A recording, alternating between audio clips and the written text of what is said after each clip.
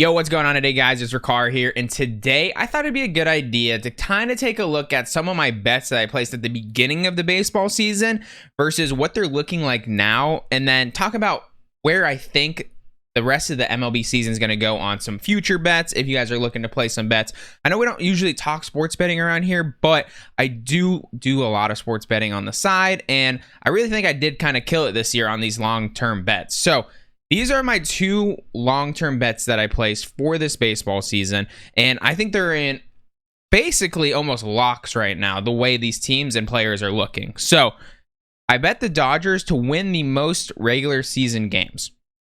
Yes, that was the best odds in the league at plus 215, but if you look at that Dodgers roster, as long as they've stayed healthy for like most of the year, they're pretty much unbeatable on paper. Obviously, baseball, anyone can win any night on any given day.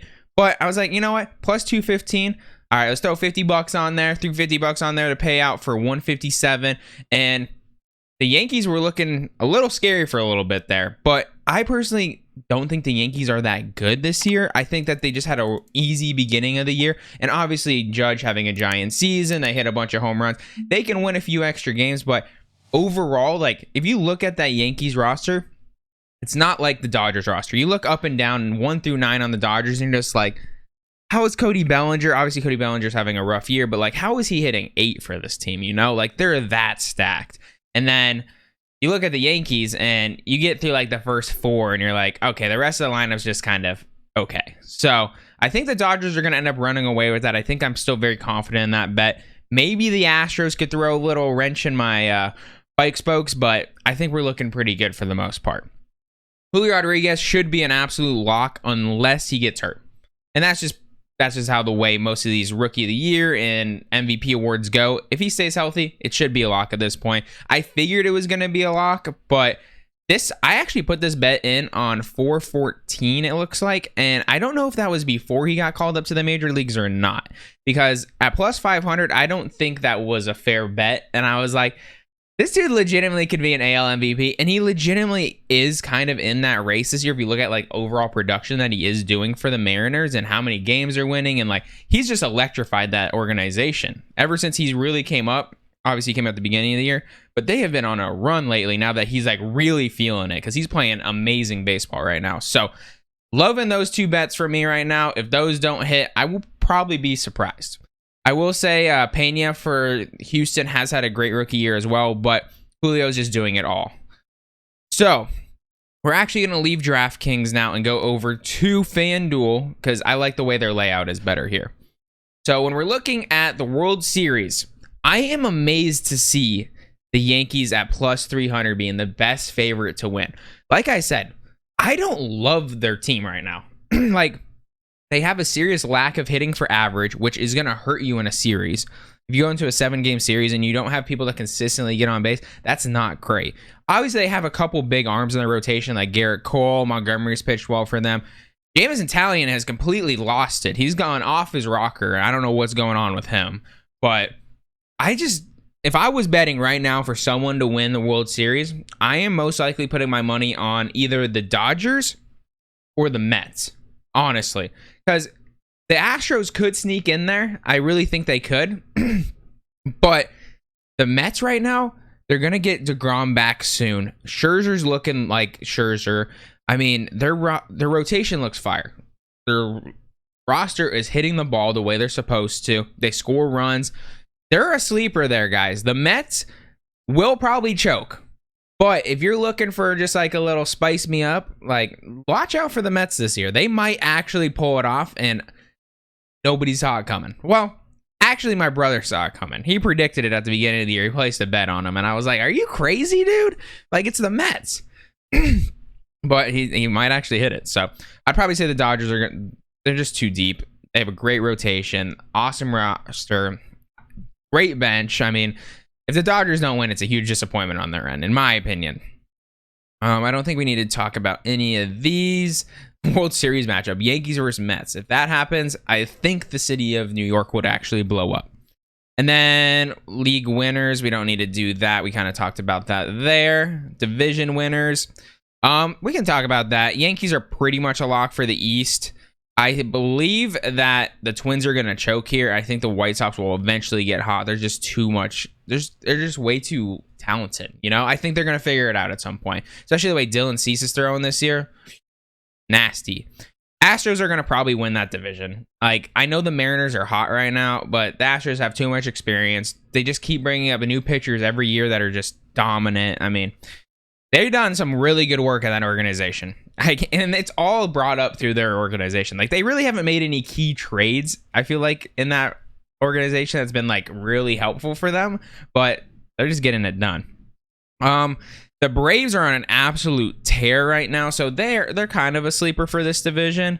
But I do think once the Mets get their DeGrom back, that's an extra win a week if they score runs, because we all know when DeGrom pitches, there has been an issue in the past where they don't score runs. So I would say the Mets are going to win there. Looking at the Central, this is kind of up for grabs. The St. Louis Cardinals, in my opinion, are better than the Brewers, but somehow the Brewers always just stick in there. They have great pitching in their starting rotation. St. Louis doesn't have that great of pitching. St. Louis has a great lineup. Milwaukee has kind of a lackluster lineup. Flip a coin on that one, honestly. If you're going to bet on that one, I would kind of stay away from it, but that's just me. Surprised the Dodgers are only minus 4,000. Yes, the Padres have been kind of storming on lately, and are going to get Fernando Tatis back ideally pretty soon. But I think that Dodgers, you just can't beat the Dodgers lineup. It's stupid. I hate it. As a D-backs fan, I hate it. Plus 100,000. D-backs somehow do it. Not going to ever happen.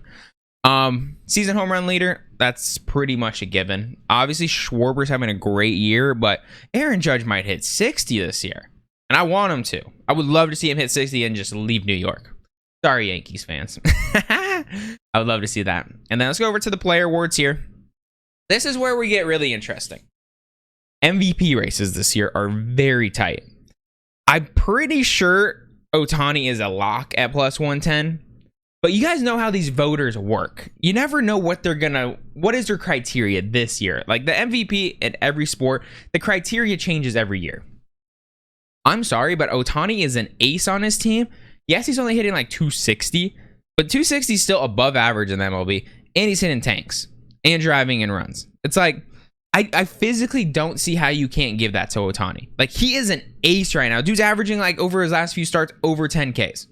Like, he's legitimately in the Cy Young race. Like, I bet you if we scroll down here real quick, he's in the Cy Young race. Yeah, literally, plus 1,200 odds. He literally could win the Cy Young and the MVP in the same year. If that happens, that would be insane. Can you imagine? If he keeps putting up the numbers that he has right now, pitching recently, he legitimately could win the Cy Young. Insane. So, I would have to say, if you're going to bet on it, it has to be Ohtani. But back to the criteria thing, Judge might hit 60. Is there ever really, other than like the steroid era, ever been someone that hit 60 home runs and not win the MVP? So, I don't know. Judge, if he can get hot again, because he's only hitting like 285 now. If he got up to like 300 or above and hit 60 home runs, it would obviously be tough to argue. But if you're going for a most valuable player, Ohtani's doing it on the mound and he's doing it as a hitter. So, legitimately, it's not fair. It's like, in an overall race, it's just not fair. MVP, Paul Goldschmidt seems like should be a lock right now. He's just seeing the ball so well. He's always, as a D-backs fan, Paul Goldschmidt has a soft, hot, he just lives in my heart. Like, I love Paul Goldschmidt. Great baseball player. Most underrated baseball player in probably the last 10 years. Never gets the credit what he deserves because he's just a quiet guy that plays the game right. I would say Paul Goldschmidt, in my opinion, is the best first baseman in baseball, first off. Like, people can argue Freddie Freeman, and both of them, they're basically the same guy. They both do both sides of the ball very well. But Paul Goldschmidt has just been so consistent over the years, man. He never has a bad year. And neither does Freddie, really. But I think this year is Goldschmidt's year. He deserved that. I think it was 2011 MVP when McCutchen beat him out. I think it was 2000. No, maybe it was 2012. Whatever year it was. I completely forgot now. But he deserved that MVP. They didn't give him to him because the D-backs didn't make the playoffs. They gave it to McCutchen. This is Goldschmidt's MVP year, as long as he doesn't have a giant slump. Every once in a while, it seems throughout the years of watching him, he has 1 month where he just absolutely craps down his leg. If he doesn't do that, he's good. And this is obviously the best lineup he's ever hit with. They have so much protection with him, with Carlson. They have Arenado. They have Edman leading off. I mean, they have so much in that lineup. It's just Nolan Gorman. They can't. They have to pitch to him, and that's exactly the same situation Freddie's in, because they have to pitch to Freddie too. So Freddie could make a crazy back end on this, or Manny Machado could get crazy hot again. But I think Paul Goldschmidt's winning this one. Sorry for being a little long-winded on that, but I love Paul Goldschmidt. Cy Young, I would have to go with.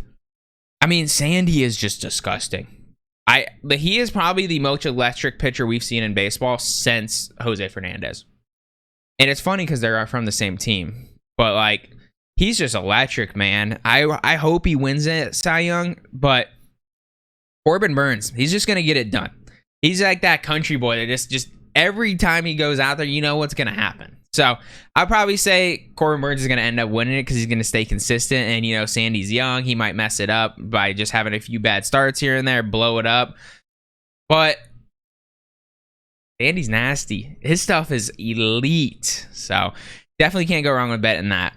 And then American League Cy Young, I think Shane McClanahan should be, like I already talked about Ohtani, but McClanahan this year, man, I think he has the best left-handed fastball in the game as a starter. Like, it is so nasty. And then he mixes in that slider and a good changeup. He's just a true pitcher. And when you watch him, it's so pretty. Goldschmidt's home run off of him in the All-Star game was pretty as well. I don't think that's going to mess with him at all because he's that good. But we're looking for a sleeper on this. Really, like, there's some really good pitchers in the American League this year. I would probably say, like, Dylan Cease has been nasty. Like I said, Ohtani. Like, legitimately, Ohtani has the hype where if he does keep pitching the way he is, because, like, he's easily the best pitcher in baseball the last, like, 5 starts. If he keeps that up, he's going to win Cy Young, like I was saying. I don't want to go too much into that again because I already had that tangent, but legitimately, he could win the MVP and the Cy Young. So, Shane looks like he's unhittable right now, though. So, good luck beating him. Our Rookie of the Year, like I said, I already talked about this. Julio should be a lock. This is the biggest odds we've seen in the whole thing, minus 370. And then the National League Rookie of the Year, it really has been underwhelming the past couple years. Like, there hasn't been a legitimate Rookie of the Year for the National League, I feel like, in like 3 years now. So, Spencer Strider, he's a very good pitcher. He's having a really good rookie year. I actually pulled up his stats here because I know he's one of those guys that will probably run under the radar for a lot of guys, but he's got a 3.03 ERA. And then I actually pulled up Michael Harris's stats as well. He's hitting 289 with 8 home runs. So nothing crazy for Michael Harris, but like I said, it's kind of underwhelming what the Rookie of the Year in the National League has been. In my opinion, if Spencer Strider stays around a low 3 ERA, there's no way he doesn't get it. Like, he's got to get it. And like, because 280 isn't that good. Like, 3 ERA is elite. So, and the fact, guys, why is O'Neal Cruz even on this list? The dude's hitting 204. How is he at? I understand hype, but O'Neal Cruz struggled in the minors. He's struggling in the MLB, and there's people still talking about him every day. I'm so confused on this one. Like, do people not really like remember what he did in the offseason and got in a bunch of trouble and thought maybe he would never play baseball again?